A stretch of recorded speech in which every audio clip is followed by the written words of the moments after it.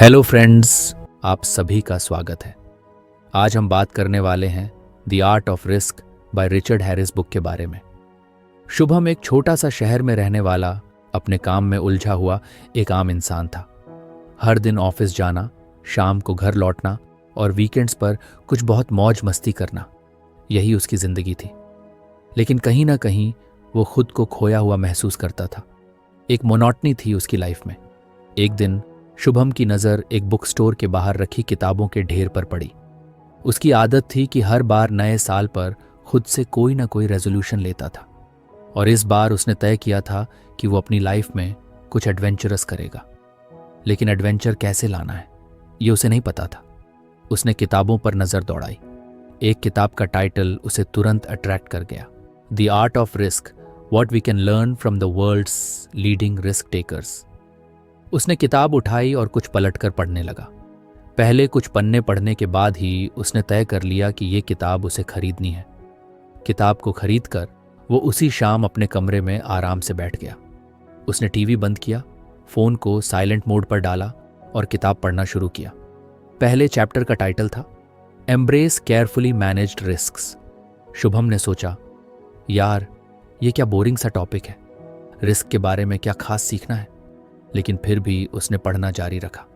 धीरे धीरे हैरिस के शब्दों ने उसे अपनी ओर खींचना शुरू कर दिया।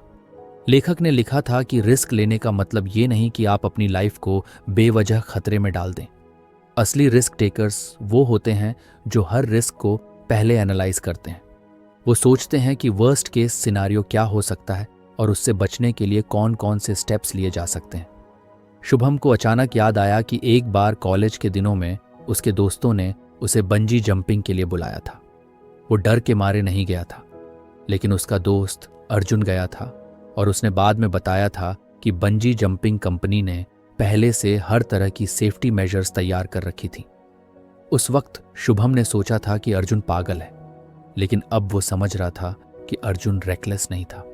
उसने कैलकुलेटेड रिस्क लिया था। शुभम को किताब पढ़ते पढ़ते ऐसा लगने लगा जैसे ये हैरिस उससे सीधा बात कर रहा हो। वो कह रहा था, शुभम, तुम अपनी लाइफ में कभी कोई रिस्क लेते ही नहीं हो। तुम हमेशा कंफर्ट जोन में रहते हो। लेकिन क्या तुमने कभी सोचा है कि अगर तुमने कैलकुलेटेड रिस्क लेना शुरू किया तो तुम्हारी लाइफ कितनी बदल सकती है। उसने पढ़ना जारी रखा। किताब में एक कहानी थी एक पर्वतारोही की, जिसने माउंट एवरेस्ट पर चढ़ने की तैयारी की थी। उसने सालों तक ट्रेनिंग की, अपने शरीर को एक्सट्रीम कंडीशंस के लिए तैयार किया और हर कदम पर अपने डिसीजंस को असेस किया। उसने रिस्क लिया, लेकिन वो रिस्क प्लान था। यही वजह थी कि वो सफल हुआ। शुभम ने किताब बंद की और सोचा, क्या मैं भी अपनी लाइफ में ऐसा कुछ कर सकता हूं। उसने अपनी आंखें बंद की और खुद से पूछा कि वो सबसे बड़ा डर क्या है जिसे वो हमेशा अवॉइड करता है।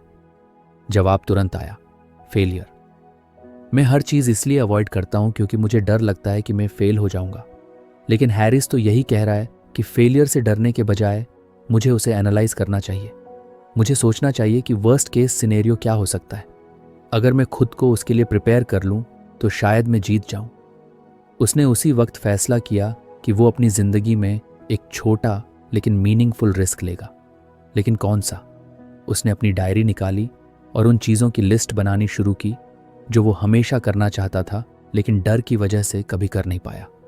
पहली चीज़ जो उसने लिखी वो थी अपना खुद का बिजनेस शुरू करना। शुभम को हमेशा से फोटोग्राफी का शौक था। वो सोचता था कि अगर वो फ्रीलांस फोटोग्राफर बने तो उसकी क्रिएटिविटी को एक नई उड़ान मिलेगी। लेकिन फिर उसके मन में सवाल आता, अगर क्लाइंट ना मिले तो, अगर मैं फेल हो गया तो, अगर मैं पैसे नहीं कमा पाया तो। लेकिन इस बार शुभम ने कुछ अलग किया। उसने अपनी लिस्ट के नीचे लिखा, what's the worst that could happen. उसने अपने वर्स्ट फियर्स लिखे। 1, क्लाइंट्स नहीं मिलेंगे। 2, फाइनेंशियली स्ट्रगल करना पड़ेगा। 3, लोग मजाक उड़ाएंगे। और फिर उसने हर फियर को एड्रेस करना शुरू किया। उसने सोचा, अगर क्लाइंट्स नहीं मिलेंगे तो मैं शुरुआत में अपने दोस्तों और परिवार के लिए फ्री में शूट्स कर सकता हूँ। इससे मेरा पोर्टफोलियो बनेगा। अगर फाइनेंशियल स्ट्रगल होगा तो मैं पार्ट टाइम जॉब कर सकता हूँ। और लोग मजाक उड़ाएंगे तो उन्हें करने दो। मेरी लाइफ मेरे लिए है, उनके लिए नहीं। अब तक जो बातें सिर्फ उसकी सोच में थीं, वो पहली बार एक्शंस में बदलने लगी। अगले दिन उसने अपनी सेविंग्स से एक डिसेंट कैमरा खरीदा। वो कुछ डर रहा था, लेकिन हैरिस के शब्द उसे मोटिवेट कर रहे थे। Confidence comes from preparation. उसने अपने शहर के एक छोटे से गार्डन में जाकर प्रैक्टिस शुरू की। उसने नेचर शॉट्स ली, बच्चों की कैंडिड फोटोज खींची और धीरे धीरे उसे लगा कि फोटोग्राफी उसकी कॉलिंग है। कुछ हफ्तों बाद उसके एक दोस्त की शादी थी। दोस्त ने कैजुअली कहा, शुभम, हमारे शादी के फोटोग्राफर ने लास्ट मिनट पर मना कर दिया, क्या तुम हमारी कुछ पिक्चर्स ले सकते हो? शुभम ने एक पल के लिए सोचा कि मना कर दूं, लेकिन फिर उसने हैरिस की किताब का पहला लेसन याद किया, केयरफुली मैनेज्ड रिस्क्स को स्वीकार करें। उसने खुद से कहा, तैयारी मैंने की है, वर्स्ट केस सिनेरियो क्या है? अगर फोटोज अच्छी नहीं आई तो ये लोग मुझ पर चिल्लाएंगे, लेकिन कम से कम मुझे एक मौका मिलेगा सीखने का।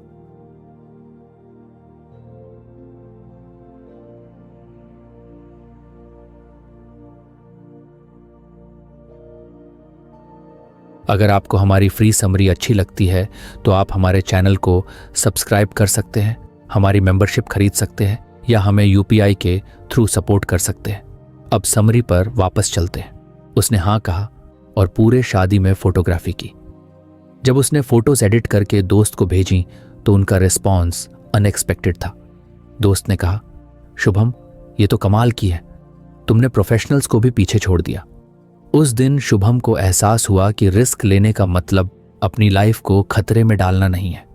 इसका मतलब है अपने डर को फेस करना और प्लानिंग और तैयारी के साथ उसे कॉन्कर करना।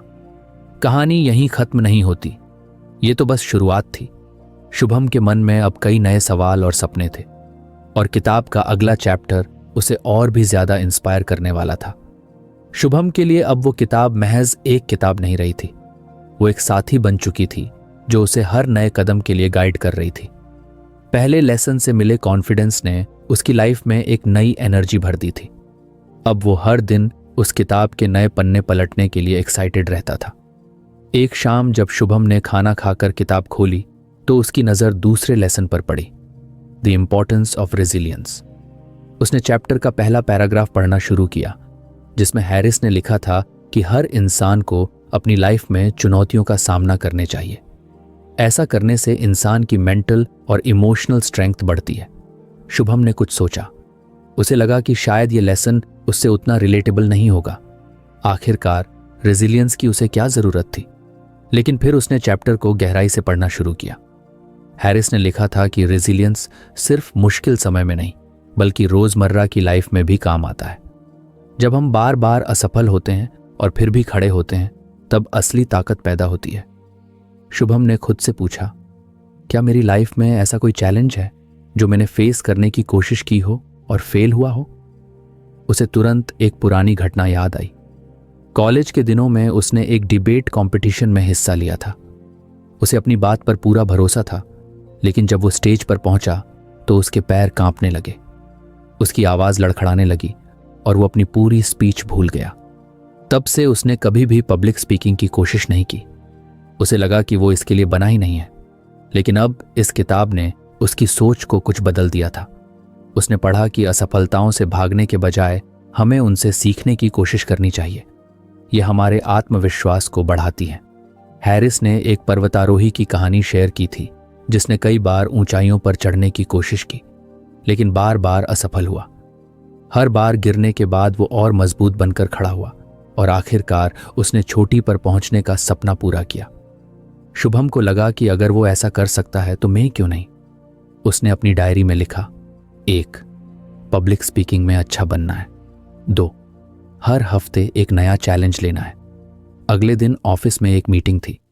शुभम हमेशा कोशिश करता था कि बॉस की नज़र उस पर न पड़े ताकि उसे कुछ बोलना न पड़े, लेकिन इस बार उसने खुद को चुनौती दी। जब बॉस ने पूछा कि कौन अपनी टीम का अपडेट देगा तो शुभम ने धीरे से हाथ उठा दिया। सभी उसे देखकर चौंक गए। शुभम खुद भी कुछ नर्वस था, उसके हाथ पसीने से भीग रहे थे, लेकिन उसने मन ही मन सोचा, हैरिस ने कहा था कि डर को फेस करो। अगर आज फेल हुआ तो अगली बार बेहतर करूंगा। उसने अपनी बात रखना शुरू किया। शुरुआत में उसकी आवाज़ धीमी थी, लेकिन धीरे धीरे वो कॉन्फिडेंट हो गया।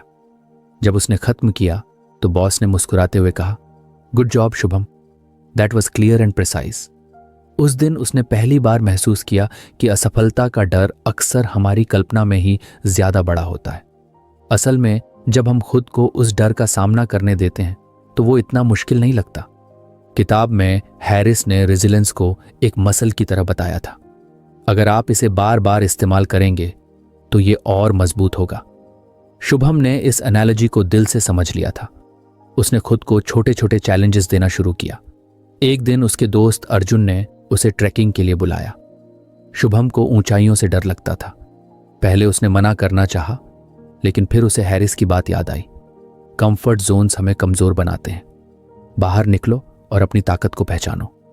शुभम ने अर्जुन के साथ ट्रैकिंग पर जाने का फैसला किया। ट्रैक का रास्ता आसान नहीं था। कहीं पर खड़ी चढ़ाई थी तो कहीं पत्थरों से भरा हुआ संकरा रास्ता। एक जगह आकर उसका डर हावी होने लगा। उसके पैर कांप रहे थे और उसे लग रहा था कि वो गिर जाएगा। लेकिन तभी अर्जुन ने उसे समझाया, देख, अगर गिरने का डर है तो बस एक एक कदम पर फोकस कर, पूरी ऊंचाई मत देख, बस अगले कदम पर ध्यान दे। ये सुनकर शुभम ने धीरे धीरे चढ़ाई शुरू की। हर कदम पर उसका डर कुछ कम होता गया। जब वो ऊपर पहुंचा और चारों तरफ का नजारा देखा तो उसे ऐसा लगा जैसे उसने अपने डर को पीछे छोड़ दिया हो। ट्रैक से वापस आते वक्त उसे महसूस हुआ कि रेजिलियंस का मतलब सिर्फ फिजिकल स्ट्रेंथ नहीं, बल्कि मेंटल स्ट्रेंथ भी है। अगर उसने बीच रास्ते में हार मान ली होती तो वो कभी भी उस खूबसूरत नज़ारे को नहीं देख पाता। अब शुभम की सोच बदल चुकी थी। वो हर छोटी या बड़ी चुनौती को एक अपॉर्चुनिटी की तरह देखने लगा। उसने अपनी फोटोग्राफी को और सीरियसली लेना शुरू कर दिया। कुछ लोग उसके काम की तारीफ करते थे तो कुछ उसकी आलोचना करते थे। पहले वो आलोचना से परेशान हो जाता था, लेकिन अब वो इसे एक सीखने का मौका मानता था। कुछ महीनों बाद एक बड़ा फोटोग्राफी कॉन्टेस्ट हुआ। शुभम को लगा कि ये उसके लिए एक बेहतरीन मौका हो सकता है, लेकिन कंपटीशन में नामी फोटोग्राफर्स हिस्सा ले रहे थे। उसे लगा कि वो शायद उनके सामने टिक नहीं पाएगा। लेकिन फिर उसे हैरिस की किताब का दूसरा लेसन याद आया। सबसे बुरा यही होगा कि मेरा नाम लिस्ट में नहीं आएगा, लेकिन मैं जो सीखूंगा वो मुझे और आगे बढ़ाएगा। शुभम ने अपनी सबसे बेहतरीन फोटो भेजी। जब रिजल्ट आया तो उसका नाम विनर्स की लिस्ट में नहीं था।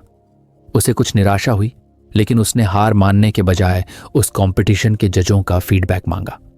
जब फीडबैक मिला तो उसने देखा कि उसकी फोटो में लाइटिंग और कॉम्पोजिशन में सुधार की जरूरत थी। उसने उसी दिन से उन चीजों पर काम करना शुरू किया। हर दिन प्रैक्टिस की। उसने छोटे छोटे लोकल इवेंट्स की फोटोग्राफी शुरू की और हर बार बेहतर होने की कोशिश की। किताब का ये लेसन अब उसकी जिंदगी का हिस्सा बन चुका था।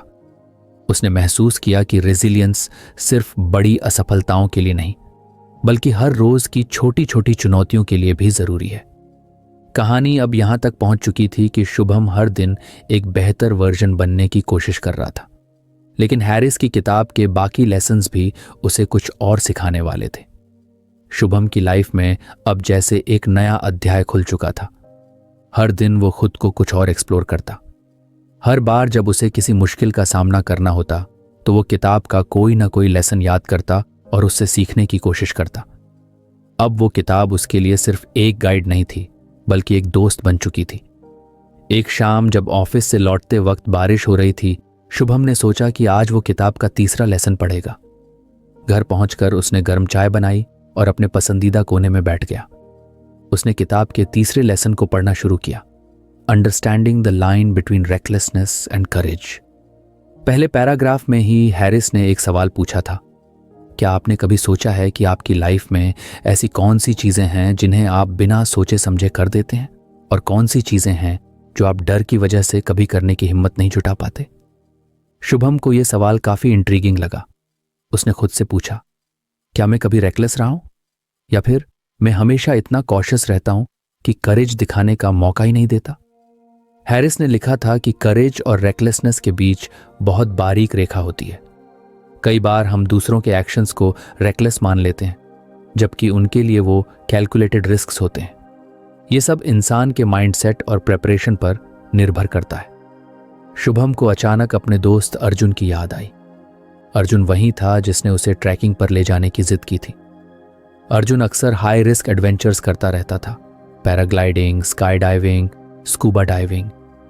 शुभम को हमेशा लगता था कि अर्जुन बेवजह अपनी जान खतरे में डालता है, लेकिन अब उसे एहसास हुआ कि शायद अर्जुन रेकलेस नहीं था, बल्कि वो करेजसली अपनी बाउंड्रीज एक्सप्लोर कर रहा था।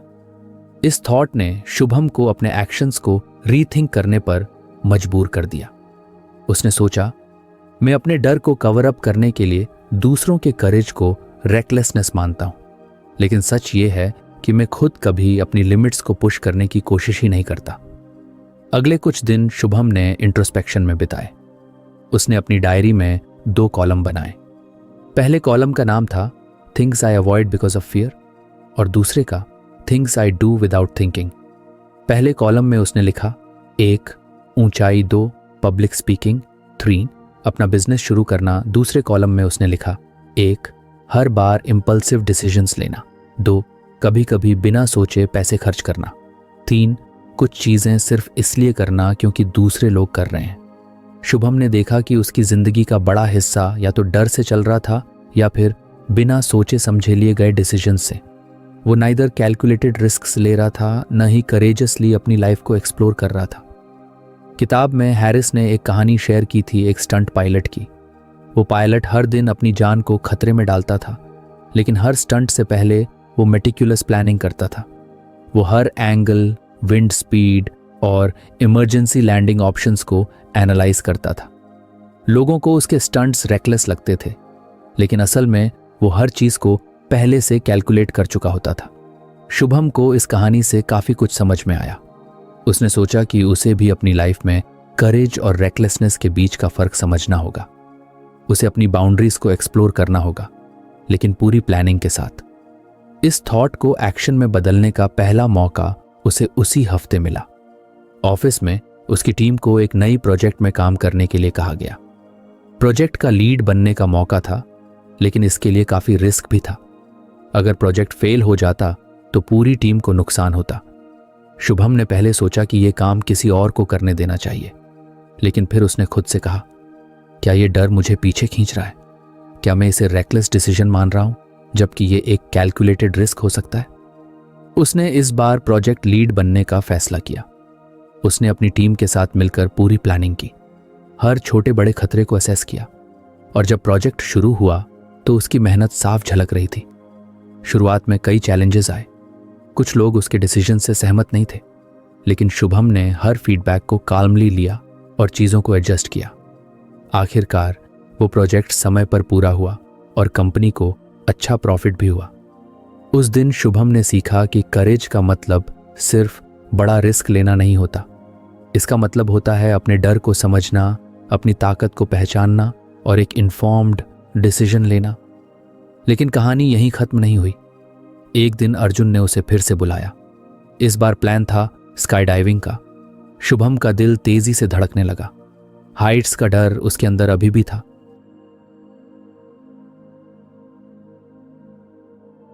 लेकिन इस बार वो पीछे हटने वाला नहीं था। उसने अर्जुन से पूछा, स्काई डाइविंग करते वक्त तुम क्या सोचते हो? क्या तुम्हें डर नहीं लगता? अर्जुन ने मुस्कुराते हुए कहा, डर लगता है, लेकिन मैं हर बार प्लेन में चढ़ने से पहले अपनी तैयारी चेक करता हूं। मैं जानता हूं कि अगर मैंने सारे सेफ्टी मेजर्स फॉलो किए हैं तो कुछ गलत नहीं होगा। शुभम ने सोचा, क्या मैं ये कर सकता हूं? क्या मैं अपने डर का सामना कर सकता हूं? उसने तय किया कि वो स्काई डाइविंग करेगा, लेकिन पूरी तैयारी और जानकारी के साथ। उसने पहले उस कंपनी की डिटेल्स ली, उनके सेफ्टी रिकॉर्ड्स चेक किए, इंस्ट्रक्टर्स से बात की, और जब उसे यकीन हो गया कि ये एक कैलकुलेटेड रिस्क है, तभी उसने हाँ कहा। जब प्लेन से जंप करने का वक्त आया तो उसका दिल जोर से धड़क रहा था, लेकिन जैसे ही उसने खुद को हवा में महसूस किया, वो डर गायब हो गया। वो सिर्फ उस पल को जी रहा था। नीचे उतरने के बाद उसे एहसास हुआ कि उसने अपने कंफर्ट जोन को पूरी तरह पीछे छोड़ दिया है। उस दिन उसे हैरिस के तीसरे लेसन का असली मतलब समझ में आया। करेज और रेकलेसनेस के बीच का फर्क सिर्फ माइंडसेट में होता है। अगर हम अपनी लिमिट्स को समझकर, अपने डर को फेस करके और पूरी प्लानिंग के साथ कदम उठाते हैं, तो हर चुनौती एक एडवेंचर बन जाती है। अब शुभम की नज़र किताब के चौथे लेसन पर थी। उसने महसूस किया कि हर चैप्टर उसे उसकी लाइफ के एक नए पहलू से परिचित करा रहा है और वो इसके लिए पूरी तरह तैयार था। शुभम अब पूरी तरह से इस किताब के लेसन्स को अपनी लाइफ में उतारने में जुटा हुआ था। हर नया चैप्टर उसे ऐसा महसूस कराता जैसे ये किताब खास उसी के लिए लिखी गई हो। उसने सीखा था कि रेजिलियंस कैसे बनानी है, करेज और रेकलेसनेस के बीच का फर्क क्या है। और अब बारी थी अगले लेसन की, लर्निंग फ्रॉम फेलियर। उसने किताब का अगला पन्ना खोला और पढ़ना शुरू किया। हैरिस ने लिखा था, failure isn't the opposite of success. It's a stepping stone toward it. If you're not failing occasionally, you're probably not challenging yourself enough. ये लाइनें पढ़कर शुभम को गहरी सोच में डाल दिया। उसने खुद से पूछा, क्या मैं अपनी असफलताओं को स्टेपिंग स्टोन मानता हूं या मैं उनसे भागने की कोशिश करता हूं? उसके दिमाग में सबसे पहले वही पुरानी डिबेट प्रतियोगिता की यादें ताज़ा हो गईं, जब उसकी हार ने उसे इतना तोड़ दिया था कि उसने कभी दोबारा मंच पर कदम रखने की कोशिश ही नहीं की। और फिर उसने फोटोग्राफी कंपटीशन की याद की, जहां हारने के बाद उसने फीडबैक लिया और अपने स्किल्स को बेहतर किया। हैरिस ने लिखा था कि फेलियर से भागने के बजाय हमें उससे सीखने की कोशिश करनी चाहिए। हर सेटबैक हमें कुछ न कुछ सिखाने के लिए होता है। सबसे बड़े रिस्क टेकर्स ने अपनी असफलताओं से ही अपने कौशल को निखारा है। शुभम ने सोचा कि उसे अपनी असफलताओं को एनालाइज करना शुरू करना चाहिए। उसने अपनी डायरी उठाई और लिखा, 1. फेलियर, डिबेट प्रतियोगिता में हार, लेसन लर्नड, तैयारी में कमी और नर्वसनेस से कैसे निपटना है। 2. फेलियर, पहला फोटोग्राफी कंपटीशन हारना, लेसन लर्नड, लाइटिंग और कॉम्पोजिशन में सुधार करना। उसने सोचा कि जब भी कोई असफलता हो तो उसे सिर्फ एक हार के रूप में नहीं देखना चाहिए, बल्कि एक अनुभव के रूप में देखना चाहिए। कुछ दिनों बाद ऑफिस में एक बड़ी प्रेजेंटेशन थी। शुभम को इसे तैयार करने और डिलीवर करने की जिम्मेदारी मिली। उसने पहले बहुत मेहनत से स्लाइड्स बनाई और अपने पॉइंट्स को ऑर्गेनाइज किया, लेकिन प्रेजेंटेशन के दिन प्रोजेक्टर में कुछ गड़बड़ी हो गई और आधी स्लाइड्स प्रॉपर्ली डिस्प्ले नहीं हुई। इसने शुभम की रिदम बिगाड़ दी और उसका कॉन्फिडेंस भी हिल गया। प्रेजेंटेशन के बाद बॉस ने उसकी कोशिशों की तारीफ तो की, लेकिन कुछ की पॉइंट्स मिस होने की वजह से प्रोजेक्ट को इमीडिएट अप्रूवल नहीं मिला। शुभम को बहुत बुरा लगा। उसे लगा कि उसने अपनी टीम को निराश कर दिया। लेकिन फिर उसने किताब के लेसन को याद किया, analyse your failure, there is always something to learn. उसने खुद से सवाल किया, गलती कहाँ हुई? उसने रियलाइज किया कि उसने टेक्निकल एस्पेक्ट्स पर ध्यान नहीं दिया था। अगर उसने पहले प्रोजेक्टर की टेस्टिंग की होती तो यह समस्या नहीं आती। उसने तुरंत एक नोट बनाया, अगली बार कोई भी प्रेजेंटेशन हो तो पहले टेक सेटअप को चेक करना, हमेशा बैकअप प्लान रखना। इस छोटे से फेलियर ने उसे एक बड़ा सबक सिखा दिया था। उसने तय किया कि वो अब अपनी गलतियों को इग्नोर नहीं करेगा, बल्कि उन्हें इम्प्रूव करने का मौका मानेगा। किताब में हैरिस ने एक माउंटेन क्लाइंबर की कहानी लिखी थी। उस क्लाइंबर ने एक बार बिना सही प्लानिंग के एक ऊंची चोटी पर चढ़ने की कोशिश की और नीचे गिर गया। उस हादसे के बाद उसने कभी हार नहीं मानी। उसने अपनी प्लानिंग और गियर पर ध्यान दिया और अपनी स्ट्रैटेजी बदली। कुछ महीनों बाद उसने उसी चोटी पर चढ़ाई की और सफल हुआ। हैरिस ने लिखा था, failure doesn't define you, how you respond to it does. Shubham को यह बात अंदर तक छू गई। उसने सोचा, अगर उस क्लाइंबर ने हार मान ली होती तो क्या वो कभी उस चोटी पर चढ़ पाता? शुभम ने अपनी फोटोग्राफी को भी इसी नजरिए से देखना शुरू किया। उसने लोकल एग्जीबिशंस में अपनी तस्वीरें लगानी शुरू की। एक एग्जीबिशन में एक व्यक्ति ने उसकी तस्वीर की आलोचना की और कहा, यह कॉम्पोजिशन कुछ वीक है, बैकग्राउंड ज्यादा डिस्ट्रैक्ट कर रहा है। पहले शुभम को कुछ बुरा लगा, लेकिन फिर उसने उस क्रिटिसिज्म को पॉजिटिवली लिया। उसने अगले हफ्ते सिर्फ कॉम्पोजिशन पर काम किया। उसने कई बार फेल किया, लेकिन हर बार उससे कुछ नया सीखा। धीरे धीरे उसकी तस्वीरें और बेहतर होने लगीं।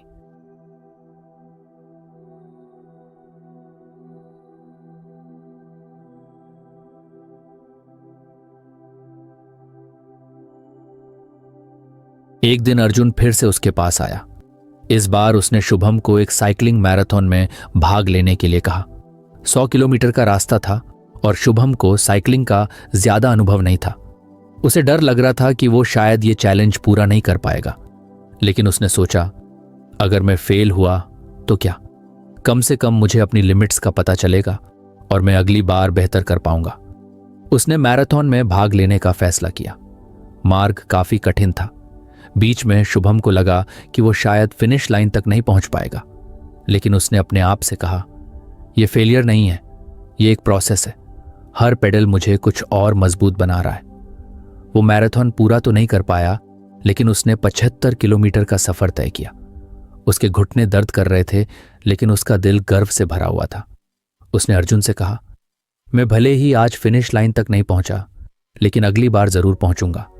आज मैंने सीखा कि मेरे एंड्योरेंस को इंप्रूव करने की जरूरत है। हैरिस ने किताब में लिखा था, the most successful people aren't afraid to fail, they are afraid of not trying at all. ये बात शुभम के दिल में बस गई। उसने तय कर लिया कि वो हर असफलता को एक मौका मानेगा, जिससे वो और बेहतर बन सके। कुछ महीनों बाद उसने फोटोग्राफी का एक बड़ा कंपटीशन फिर से ज्वाइन किया। इस बार उसकी तस्वीरों को एडमायर किया गया और उसे तीसरा स्थान मिला। ये उसकी पहली बड़ी जीत थी, लेकिन शुभम जानता था कि ये जीत उसकी असफलताओं की वजह से ही मुमकिन हो पाई है। अगर उसने हार मान ली होती तो शायद वो यहां तक नहीं पहुंच पाता। शुभम की कहानी अब वहां पहुंच चुकी थी जहां फेलियर उसका डर नहीं, बल्कि उसका मेंटोर बन चुका था। लेकिन हैरिस की किताब में अभी और भी कई लेसन्स थे, और शुभम जानता था कि वो हर एक से कुछ नया सीखने वाला था। शुभम के जीवन में अब किताब द आर्ट ऑफ रिस्क न सिर्फ एक पढ़ाई का साधन थी, बल्कि उसकी जिंदगी बदलने वाली गाइड बन चुकी थी। हर नया लेसन उसे उसकी लाइफ के किसी न किसी हिस्से को समझने और सुधारने का मौका देता था। अब वह किताब के अगले अध्याय पर आया, जिसका शीर्षक था the value of community and shared experiences. इस अध्याय की शुरुआत एक पंक्ति से होती थी जो शुभम को सीधे दिल में लगी। कोई अकेले सफल नहीं होता। बिहाइंड एवरी ग्रेट एडवेंचरर और risk taker is a strong community that lifts them up. Shubham ने गहरी सांस ली और सोचा, क्या मेरी जिंदगी में ऐसी कोई कम्युनिटी है? क्या मेरे पास ऐसे लोग हैं जो मुझे सपोर्ट करते हैं, जिनसे मैं सीख सकता हूं?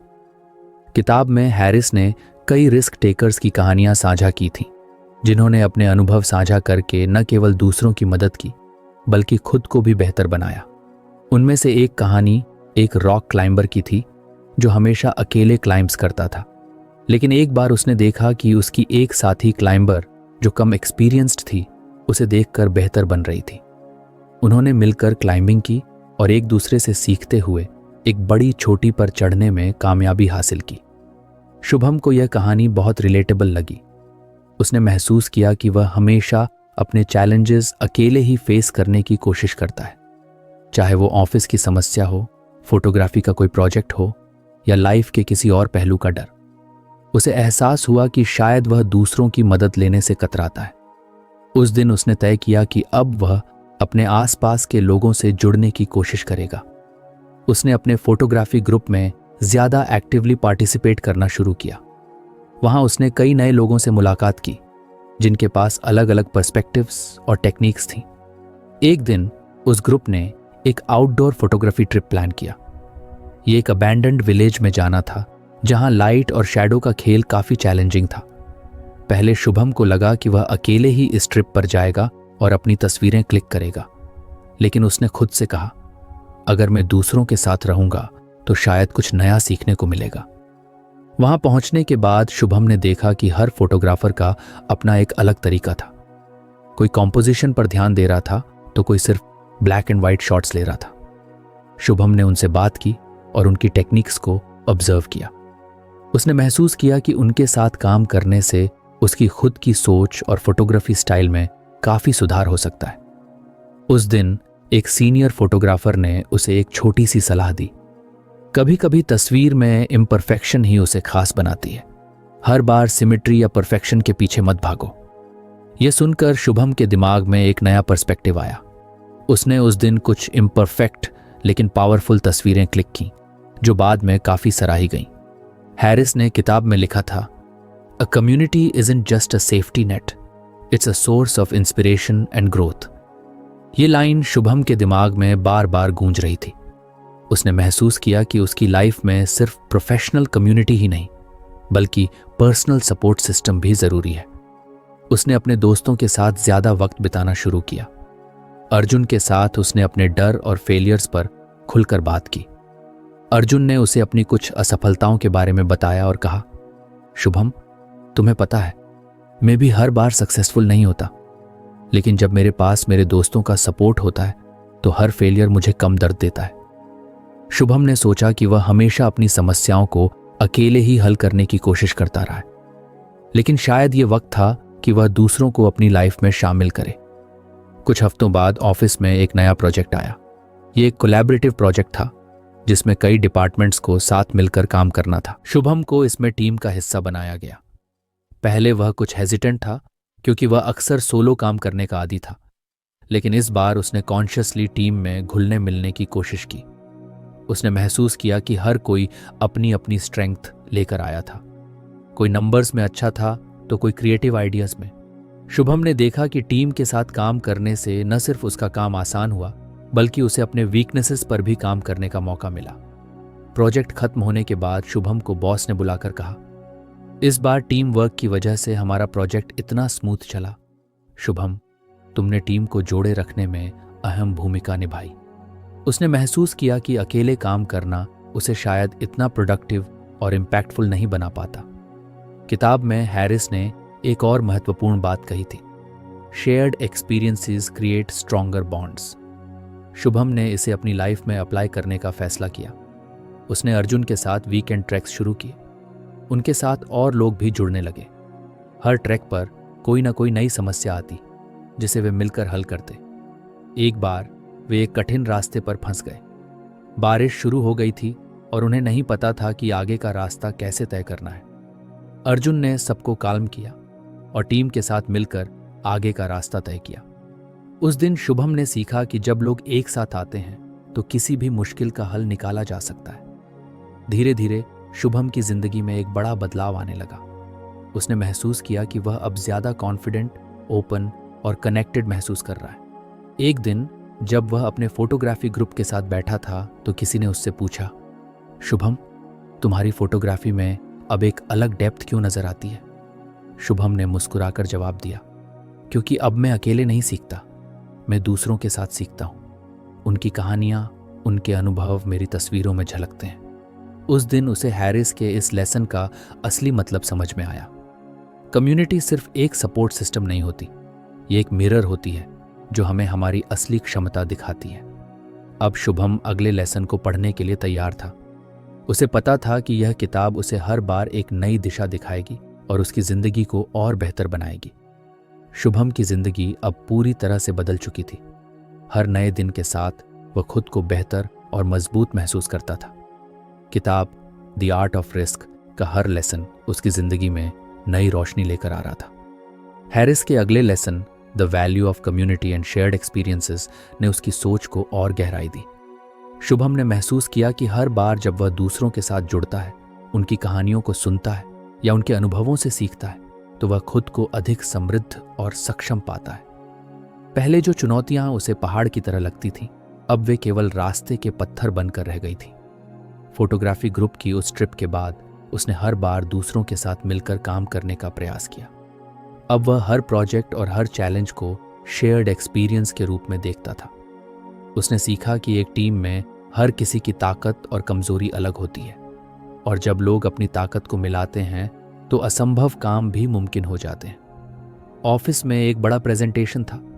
इस बार शुभम अकेले नहीं था। उसने अपने सहयोगियों से पहले से ही बातचीत की, फीडबैक लिया और प्रेजेंटेशन के हर पहलू को टीम के साथ मिलकर तैयार किया। जब प्रेजेंटेशन खत्म हुआ तो शुभम को सिर्फ अपने काम की ही नहीं, बल्कि पूरी टीम की प्रशंसा मिली। उसने महसूस किया कि एक अकेले इंसान की तुलना में एक पूरी टीम का इम्पैक्ट कहीं ज्यादा होता है। शुभम की पर्सनल लाइफ में भी इस बदलाव का असर दिखने लगा। अर्जुन के साथ वीकेंड ट्रैक्स अब उनकी दोस्ती को और गहरा कर रहे थे। हर ट्रैक पर वे मिलकर छोटी बड़ी समस्याओं का समाधान निकालते। एक बार जब उनके साथ एक नया सदस्य जुड़ा जिसने पहली बार ट्रैकिंग की थी, तो अर्जुन और शुभम ने उसे रास्ता दिखाने और हिम्मत देने में मदद की। उस दिन शुभम को महसूस हुआ कि सिर्फ सीखना ही नहीं, दूसरों को सिखाना और सपोर्ट करना भी उतना ही महत्वपूर्ण है। हैरिस ने लिखा था, Shared experiences create not just memories, but lessons that last a lifetime. Shubham अब इन शब्दों को पूरी तरह समझ चुका था। एक दिन जब शुभम अपने पुराने दिनों के बारे में सोच रहा था, तो उसे याद आया कि वह पहले खुद को कितना अकेला महसूस करता था। हर समस्या को अकेले सुलझाने की कोशिश करता था, हर डर को अपने तक सीमित रखता था। लेकिन अब उसकी जिंदगी में एक कम्युनिटी थी, चाहे वह ऑफिस के साथी हों, फोटोग्राफी ग्रुप के सदस्य हों या अर्जुन जैसा सच्चा दोस्त। उसने सोचा, अगर मैंने कभी इन लोगों को अपनी लाइफ में आने का मौका नहीं दिया होता तो शायद मैं अभी भी वहीं खड़ा होता, कंफ्यूज्ड, स्केर्ड और आइसोलेटेड। शुभम ने हैरिस की किताब के इस लेसन को अपने जीवन का एक अहम हिस्सा बना लिया। उसने तय किया कि अब वह सिर्फ खुद के लिए नहीं, बल्कि अपने आसपास के लोगों के साथ मिलकर आगे बढ़ेगा। उसने सीखा कि कम्युनिटी का मतलब सिर्फ सपोर्ट लेना नहीं है, बल्कि दूसरों को सपोर्ट देना भी है। अब शुभम उस शख्स से बहुत अलग था जिसने द आर्ट ऑफ रिस्क के पहले पन्ने को खोला था, लेकिन उसे पता था कि यह सफर अभी खत्म नहीं हुआ है। हैरिस की किताब में अभी और भी लेसन्स थे और शुभम तैयार था उन सभी को अपनी जिंदगी में अपनाने के लिए। कहानी यहीं खत्म नहीं होती, क्योंकि शुभम की जिंदगी के हर नए कदम पर, हर नए अनुभव में और हर नए रिश्ते में यह सीखें उसे और बेहतर बनाती रहेंगी। तो फ्रेंड्स, ये थी हमारी आज की बुक समरी। आपको कैसी लगी कमेंट करके ज़रूर बताएं।